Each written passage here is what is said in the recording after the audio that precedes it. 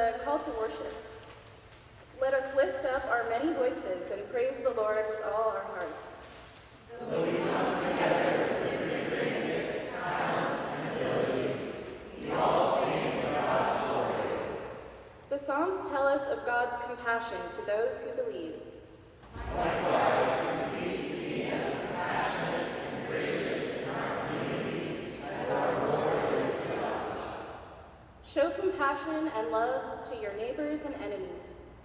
With the Lord's guidance, there will be distinction in our love and kindness towards others. As a community, we can rejoice in the works of the Lord. For the works of the Lord are many, and we recognize that we are part of God's wonderful creation. Amen. Now, all may greet each other with the peace of Christ as you feel comfortable.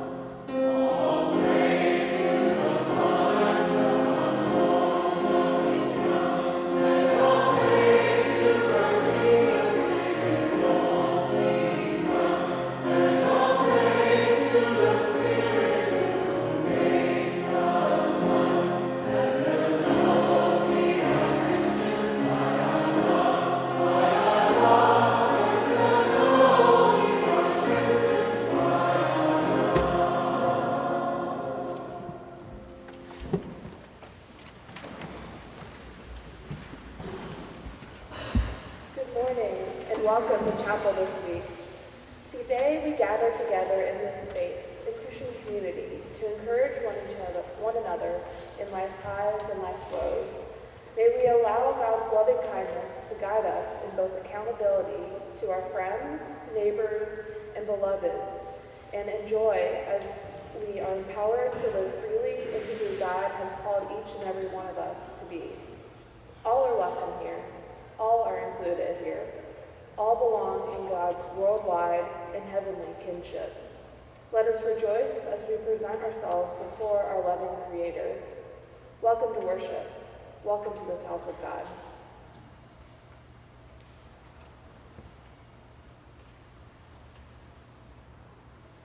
A reading from Hebrews 12, 1-2.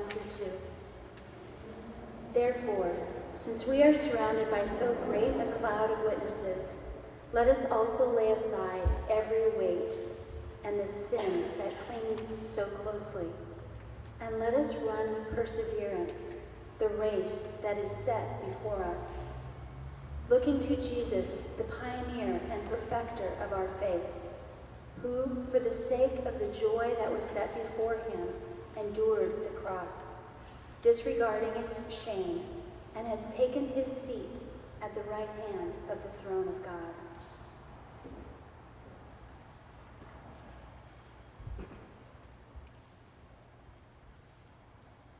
Hebreus 12, de 1 a 2, diz assim a palavra do Senhor. Portanto, também nós, visto que temos a rodear-nos tão grande nuvem de testemunhas, desembaraçando-nos de todo o peso e de todo o pecado, tenazmente nos assedia, corramos com perseverança a carreira que nos está proposta, olhando firmemente para o autor e consumador da fé, Jesus, o qual, em troca da alegria que lhe esperava e estava proposta, suportou a cruz, não fazendo caso da ignomínia, e está sentado à destra do trono de Deus.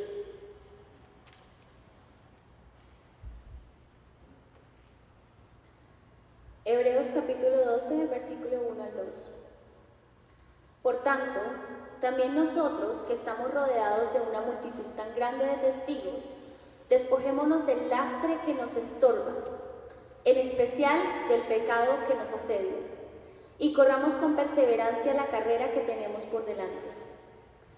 Fijemos la mirada en Jesús, el iniciador y perfeccionador de nuestra fe, quien, por el gozo que le esperaba, soportó la cruz, menospreciando la vergüenza que ella significaba, y ahora está sentado a la derecha del trono de Dios.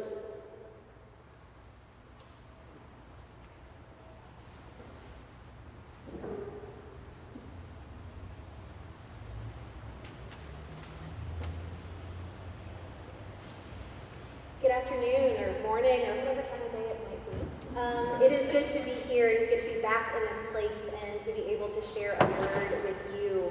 I was discussing with Anastasia earlier, and we were surprised to do the math, and it's been 10 years. And I reminded her that makes her older, and not just me.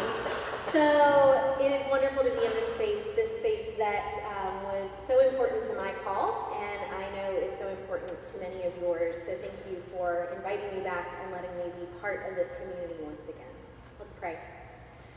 Gracious and loving God, I thank you for your presence here in this place. I thank you for your grace that goes before each of us, that is present with us and continues with us as we go into our days and our lives and the callings that you have placed on each of our lives. God, this morning may the words of my mouth and the meditations of all of our hearts be acceptable in your sight, our rock and our Redeemer. Amen.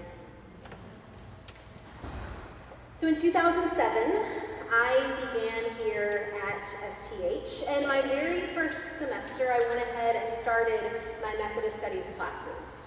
I took Methodist History and Doctrine my very first semester with Dr. Glenn Messer.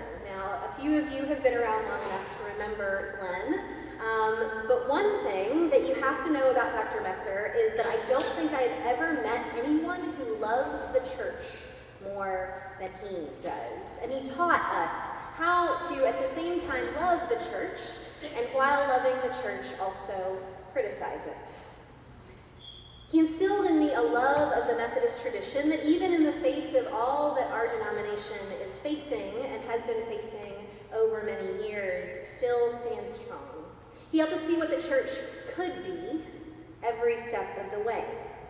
And he took seriously that he had a role in preparing those of us who would be leading the church going forward, candidates for ordination. And he believed that we might be able to bring about the full potential of the church, I think. Now, in our first class, Dr. Messer got to know us. He gave us an overview of the syllabus, and he let us know that we would not be leaving his class without a deep understanding of both Methodist tradition and an understanding of what it meant to be a faith leader in the Methodist tradition. From day one, he took our class and divided us up into small groups. We would learn later throughout the semester that we were experiencing the early Methodist model of bands.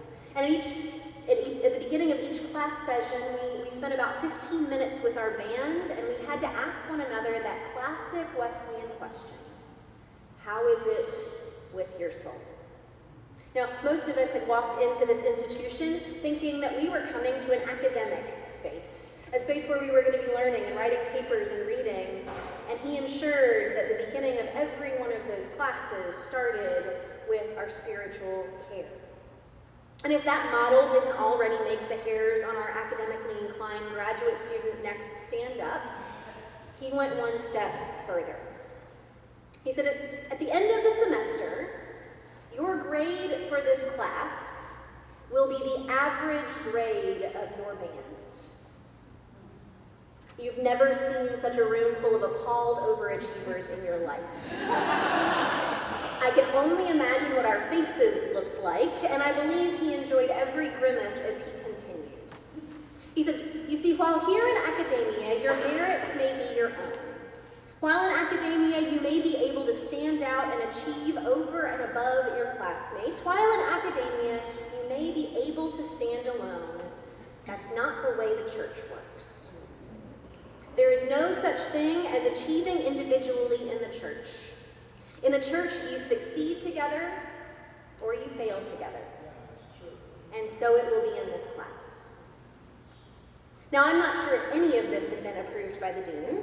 I have no idea if he actually did average our grades at the end of the semester for better or for worse. I'm actually not even sure what grades I got in his classes at this point. But I know that I have never been so invested in the research, writing, projects, and lives of my classmates. I learned more than my share those 2 semesters because my share was not just my own. And even more so, I can honestly say those words of his have continued to ring in my ears nearly every day of my ministry career. And when I hear these words from Hebrews, this is the story that comes to mind when I think of that great cloud of witnesses. If there's anything that's ever felt like a race before me, graduate studies would certainly qualify. And like a good athlete, I had a method for training and running that race. At the beginning of each semester, I would write out my reading schedule and due dates in my planner, looking ahead at all that was to come and ensuring I would finish as strong as I began. As you all know, it was a lot. It was more than I'd ever had to read before, and my undergraduate work was in English literature. And while I had taken a few religious studies classes, graduate level theology was a whole new ballgame. Some weeks, the plan laid out in my moleskin planner would come to fruition. Other weeks, life would happen, whether by choice or circumstance, and the plan would be laid aside. But none of those details are what I remember of the race. This particular passage from Hebrews speaks specifically about the list of ancestors recounted in chapter 11, the faith shown by those who have gone before and all there was to learn from each of them. And while those same ancestors and the ancestors that we see here around us in the stained glass are certainly part of my faith heritage, I would add to the list. Because it's the cloud of witnesses that make the race runnable. I remember the people who were running with me, my housemates in Theology House, my classmates who asked how it was with my soul each and every week, the second and third years, and the doctoral students who reminded us that there was life after first year, the professors who took extra care and time to teach far more than their curriculum, with words of wisdom and shoulders to cry on. When you start to look ahead and wonder how you're going to run the race, I encourage you to stop and instead to look around. Right now, do it. When you start to ask that question, look around. Because while your merits here may be your own, you may in fact be able to stand out and achieve above your classmates. You may be able to academically stand alone. That's not how God's realm and how the church works.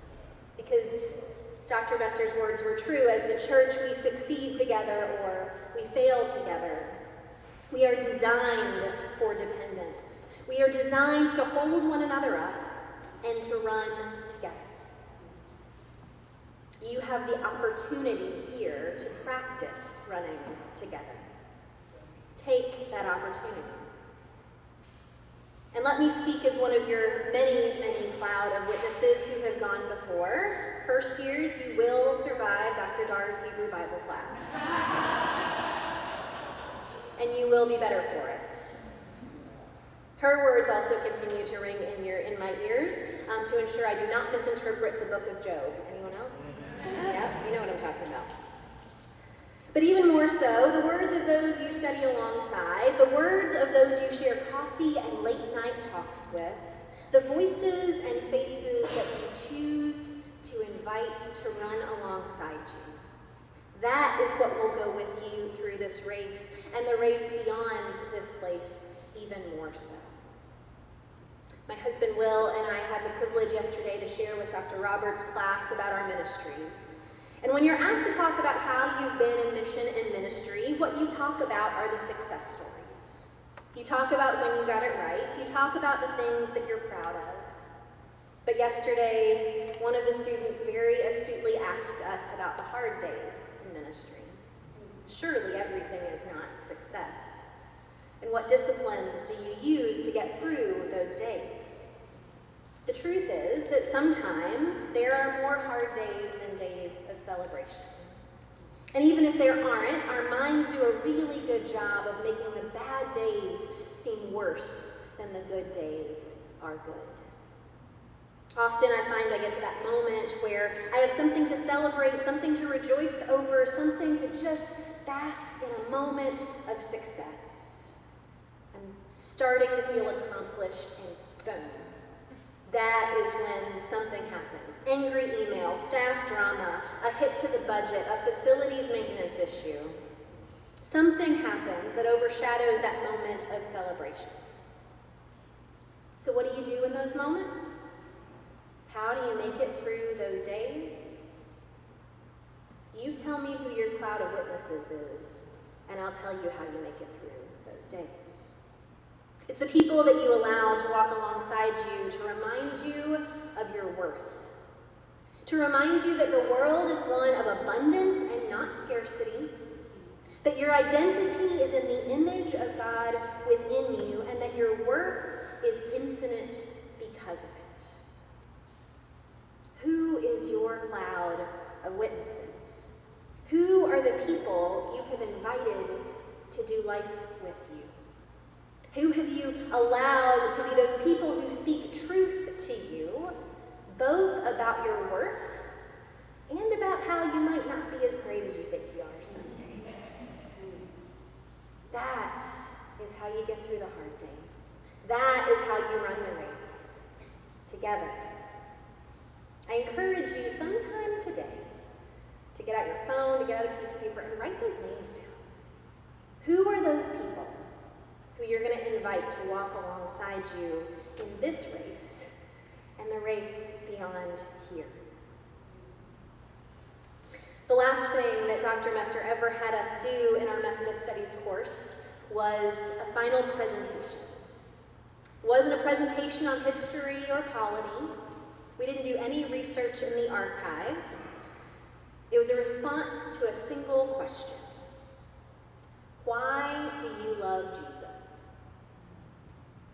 Because he said, nothing else you do will matter if you can't answer that question.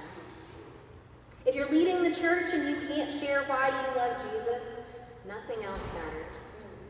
Now, often around here, it's easy to get lost in the philosophical and theological debates. It's easy to get lost in liturgical pomp and circumstance, and believe me, I love getting lost in liturgical pomp and circumstance. It's easy to be overwhelmed by all the reading and writing, and don't hear me say that none of those things are important. But they are only important in so much as you are continuing to look look ahead and fix your eyes on the one who has called you, the one who is sending you, and the one who is empowering you. And so, what is it that you need to let go of so you can fix your eyes on Jesus? What baggage is holding you back? What is it that you need to let go of in order to run with endurance towards the calling to which you have been called? It's almost like Dr. Messer bookended our class with the beginning of Hebrews 12. First, ensure that you've got your cloud of witnesses. Know who has gone before you. Know who runs with you. Know who is there to support you. That's who's going to help you run this race. And then fix your eyes on Jesus, and you will not lose track of what the race is all about.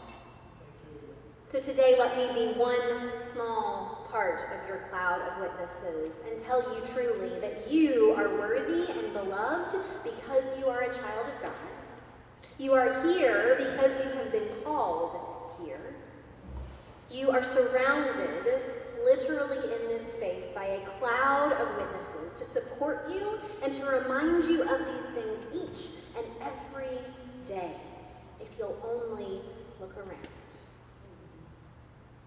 And your Savior, the Christ, is ahead of you, calling you, if only you will keep your eyes fixed on him. Because in God's realm, in the already and the not yet, you succeed together and you fail together. Together with one another and together with Jesus, the Christ who has redeemed us. And that is the good news that we have to share with the whole world. We are never without an advocate. We are never running without purpose, and we are never alone on the journey. Amen. Amen.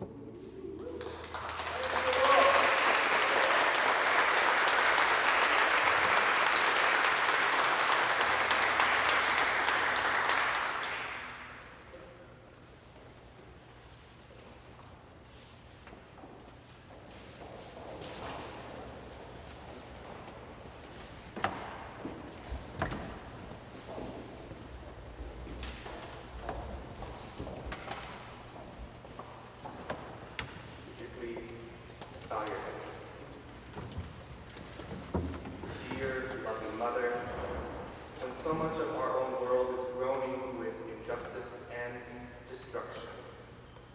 We are invited to turn to God and one another. We are not meant to carry the struggles of the world alone. And so, in a spirit of collective grace, may we share together in prayer for all that trouble our hearts. Let us pray for all God's people, for people who are blind or visually impaired, for those who have eyes, but do not recognize others in need, for people who cannot move quickly, and for those who are fast but will not slow their pace to walk together, for people who are deaf or hearing impaired, and for those who can hear but block out the cries of pain, for people who learn slowly or differently, and for people who learn quickly but who close their own minds, for people who live with depression or mental illness, and for those who avoid the pain of others, for people who are sick and may not recover, and for people who are well but take their own health for granted, for people who feel trapped by their impairments, and for people who feel strong and add to that distress, for the family, friends, and memory of BU student Aaron Edwards, whose tragic death we honor today with flowers on the altar, for people who feel worthless and unloved, and for people who are proud and do not receive your love, for John Carloni and their recent cancer diagnosis, for Peter to have healing from heart troubles, for everyone in your whole creation, that we may learn to love one another and to belong to Christ, for the Supreme Court cases affecting the legal recognition of our LGBTQIA family, for people living under oppressive forces, for temptation toward complicity with injustice, and for the ways that the church uses you, O God, as a weapon rather than a tool for healing and liberation. For our Jewish siblings on their holiest of days, Lord, in your mercy, teach us love and give us peace. Grant us wisdom to recognize the joy that each person brings to this community through their unique gifts and abilities. Amen.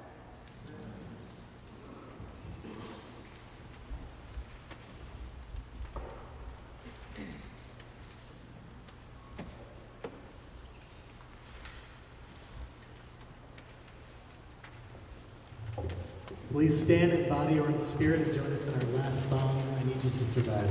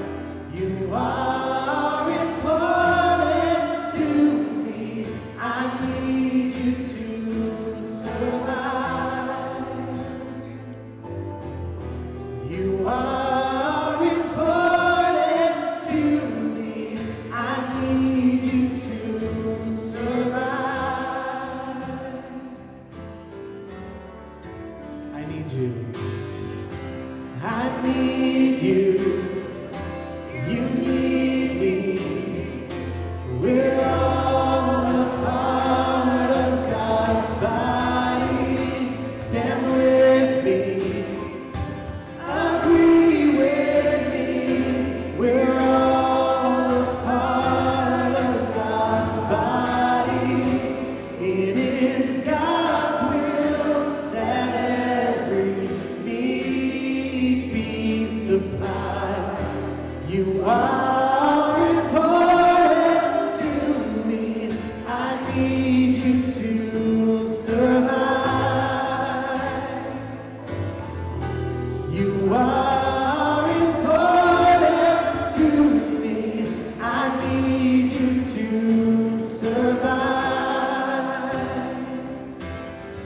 pray for you. You pray for me. I pray for you, you pray for me. I love you, I need you to survive. I won't harm you with words from my mouth. I love you, I need you to survive. I pray for you, you pray for me. I love you, I need you to survive. I won't harm you with words from my mouth. I love you, I need you to survive. I pray for you, you pray for me. I love you, I need you to survive. I won't harm you with words from my mouth. I love you, I need you to survive. I pray for you, you pray for me. I love you, I need you to survive. I won't harm you with words from my mouth. I love you, I need you to survive. I pray for you, you pray for me. I love you, I need you to survive. I won't harm you with words from my mouth. I love you, I need you to. It is God's will. It is God's will that every need be supplied. You are important to me. I need you to survive.